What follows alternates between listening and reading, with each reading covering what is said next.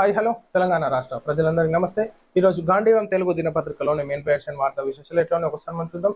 So viewers అందరూ దయచేసి వీడియోని లైక్ చేసి సోషల్ మీడియాలో షేర్ చేయవలసిందిగా కోరుతాను. వార్తా వివరాల్లోకి వెళ్దాం.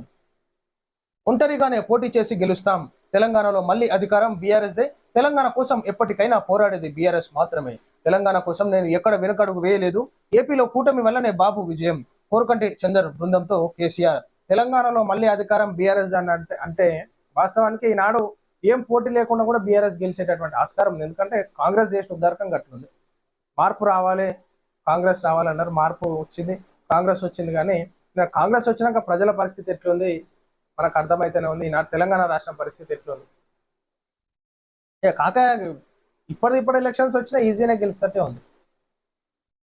రాబోయే రోజుల్లో అధికారం మళ్ళీ బీఆర్ఎస్ అని పార్టీ అధినేత తెలంగాణ మాజీ ముఖ్యమంత్రి కేసీఆర్ తేల్చి చెప్పారు. రాష్ట్రంలో సింగిల్ గానే మళ్ళీ అధికారంలోకి వస్తామని కేసీఆర్ స్పష్టం చేశారు.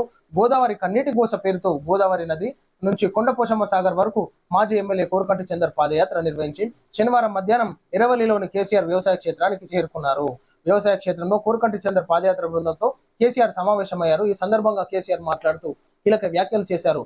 బెల్లమున్న దగ్గరనే ఈగలు వస్తాయి, తెలంగాణను దోచుకోవడానికి కొందరు సిద్ధంగా ఉన్నారు.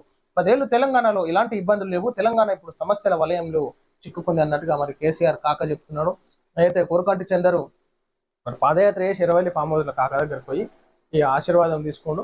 ఖచ్చితంగా ఈనాడు తెలంగాణ రాష్ట్ర పరిస్థితులను ప్రజలందరూ చూస్తూ ఉన్నారు, అధికారులు చూస్తూ ఉన్నారు. ఏ విధమైనటువంటి పరిపాలన కొనసాగుతుంది, ఎట్లుంది, ఆర్థిక వ్యవస్థ ఎట్లుంది, క్షీణించిపోయిందా, మన ఆర్థికంగా బలంగా పుంజుకుందా, ప్రజలంతా చూస్తూ ఉన్నారు. కాబట్టి ఖచ్చితంగా ఈనాడు ప్రజలందరూ చైతన్యవంతమైనారు. కాబట్టి సో ఏ విధంగా ముందుకెళ్తారు మరి. ఈనాడు ఇంకా 4 ఏళ్ల పరిపాలన ఉంది, మరి 4 ఏళ్ళు కొనసాగుతుందా, ఎట్లయితుందో చూసుకోవాలి. రాష్ట్ర వ్యాప్తంగా దావతే ఇఫ్తార్, నిధులకు కొరత లేదన్న డిప్యూటీ సీఎం. రంజాన్కు పకడ్బందీగా ఏర్పాట్లు చేయాలని ఆదేశం. నిధులకైతే ఏం కొరత లేదట తెలంగాణ రాష్ట్రంలో. మరి పారిశుద్ధ్య కార్మికులకు జీతాలు ఎందుకు ఇస్తలేరు ఒకసారి అరుచుకోవాలి.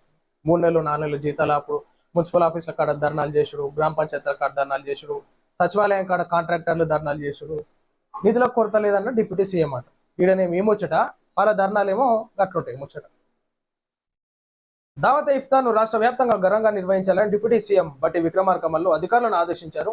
శనివారం అసెంబ్లీ సమావేశం మందిరంలో ఇఫ్తార్ విందు, రంజాన్ పండుగ ఏర్పాట్లను మంత్రి పొన్నం ప్రభాకర్ ప్రభుత్వ సలహాదారు షబ్బీర్ అలీతో కలిసి సమీక్షించారు. స్టాలిన్ మీటింగ్ లో పాల్గొన్న అందరికీ అవినీతి చరిత్ర, బీజేపీ అధ్యక్షుడి రేసులో నేను లేను, బండి సంజయ్ అన్నట్టుగా మనం ఇక్కడ వార్త చూసుకోవచ్చు. సో బీజేపీ తెలంగాణ రాష్ట్ర అధ్యక్షుడి రేసులో నేను లేను. సో నాకు నరేంద్ర మోడీ గారు ఇచ్చినటువంటి బాధ్యతలు నేను గౌరవంగా స్వీకరించి నా వర్క్ నేను చేస్తున్నాను. కానీ ఈనాడు అధ్యక్ష పదవిలో రేస్లో లేను. ఇష్టం వచ్చినట్టు సోషల్ మీడియాలలో వస్తే మాత్రం దాన్ని పట్టించుకునేటటువంటి పరిస్థితి లేదు.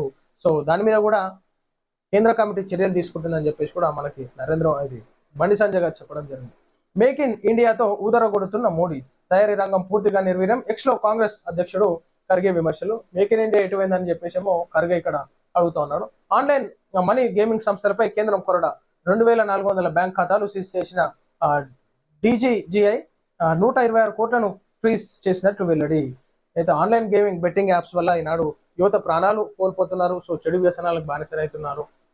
సో దానివల్ల ఇబ్బందికరంగా మారేటటువంటి ఆస్కారం ఉంది. కాబట్టి ఆ గేమింగ్ యాప్స్ని సీజ్ చేయడం జరిగింది, ఆ యాప్స్ మొత్తాన్ని. సో అదేవిధంగా వాళ్ళ అకౌంట్స్లను కూడా సీజ్ చేసిరంట.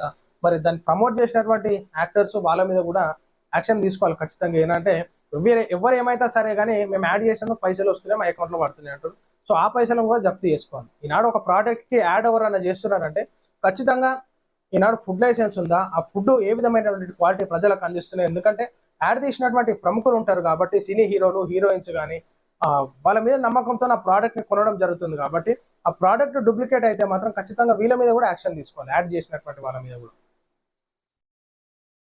న్యాయబద్ధం కాని డీలిమిటేషన్ పై మనం బీజేపీని అడ్డుకోవాలి. దక్షిణాదిని దెబ్బతీసే కుట్ర, ఆమోదయోగ్యం కాని డీలిమిటేషన్ వద్దు. సీట్ల పెంపు లేకుండా డీలిమిటేషన్ చేయాలి. ఆర్థికంగాను దక్షిణాదికి కేంద్రం మొండి చేయి. చెన్నై సమావేశంలో సీఎం రేవంత్ విమర్శలు. మందబలంతో ప్రజాస్వామ్యాన్ని నడపలేరు. డీలిమిటేషన్తో దక్షిణాది రాష్ట్రాలకు నష్టం వాటిల్లే ప్రమాదం. కావాలని కేంద్రం దక్షిణాది రాష్ట్రాలపై తీవ్ర విపక్ష. మాజీ మంత్రి కేటీఆర్ సిగ్గు. సీట్లు తగ్గితే మన వాయిస్ కూడా తగ్గుతుంది. మన అభిప్రాయ వ్యక్తీకరణ బలం కోల్పోతాం. సొంత దేశంలోనే అధికారం కోల్పోయిన పౌరులం అవుతాం. డీలిమిటేషన్ పై చర్చలో తమిళనాడు సీఎం స్టాలిన్. దాడులకు పాల్పడిన వారి నుంచే నష్టపరిహారం వసూలు. నాగ్పూర్ అల్లర్లపై సమీక్షలో సీఎం ఫడ్నవీస్ వెల్లడి. మహారాష్ట్ర నాగ్పూర్లో మార్చి 17న చెలరేగిన అల్లర్లలో పెద్ద ఎత్తున ఆస్తి నష్టం, రాళ్ల దాడులు, వాహనాలకు నిప్పుపట్టిన ఘటనలు ముఖ్యమంత్రి దేవేంద్ర ఫడ్నవీస్ ఘాటుగా స్పందించారు. బీజేపీ రాష్ట్ర అధ్యక్షుడు చంద్రశేఖర్ సమక్షంలో పోలీసు ఉన్నతాధికారులతో జరిపిన సమావేశానంతరం ఆయన మీడియాతో మాట్లాడుతూ హింసకు కారణమైన వారి నుంచే ఆస్తి నష్టం మొత్తాన్ని వసూలు చేస్తామని చెప్పారు. వారు డబ్బులు చెల్లించని పక్షంలో వారి ఆస్తులను స్వాధీనం చేసుకుని విక్రయిస్తామన్నారు. హింసాకాండ ఘటనలో పోలీసులపై దాడికి దిగిన వారిని కఠినంగా శిక్షిస్తామని చెప్పారు. సీసీటీవీ ఫుటేజ్, వీడియో రికార్డులను విశ్లేషించి 104 మంది నిందితులను గుర్తించామని, 92 మందికి ఇప్పటికే చర్యలు ప్రారంభించామని సీఎం తెలిపారు. వీరిలో 12 మంది మైనర్లు కూడా ఉన్నారని చెప్పారు. ఖచ్చితంగా ఇక్కడ అల్లర్లు చేస్తే, ఎవరైతే అల్లర్లు చేస్తారో వాళ్ళ ఆస్తులు జప్తు చేయాలి. అప్పుడు గమ్మున వస్తుంది. ఎందుకంటే ఈనాడు లీడర్లు ప్రేరేపించి కార్యకర్తలతో దాడులు చేపించడం కానీ, అల్లర్లు చేపించడం కానీ జరుగుతుంది కదా. అప్పుడు లీడర్ల ఆస్తులు జప్తు చేయాలి. ఈ కార్యకర్తలు ఎవ్వరు అల్లర్లు చేస్తారో వాళ్ళ ఆస్తులు జప్తు చేసి ఆ నష్టపరిహారాన్ని పూర్తి చేసుకోవాలి. అప్పుడు ప్రజల మీద భారం పడది. ఇది కరెక్ట్ పద్ధతి వాస్తవానికి. అప్పుడు ఎవ్వరే అల్లర్లు చేయరు, శాంతియుతంగా ధర్నా కార్యక్రమాలు మొదలవుతాయి. సో ఇది ప్రజలారా మనం చూస్తాం ఈరోజు గాంధీ తెలుగు దినపత్రికలోని మెయిన్ ప్యాషన్ వార్తా విశేషాలు. అందరికీ సెలవు.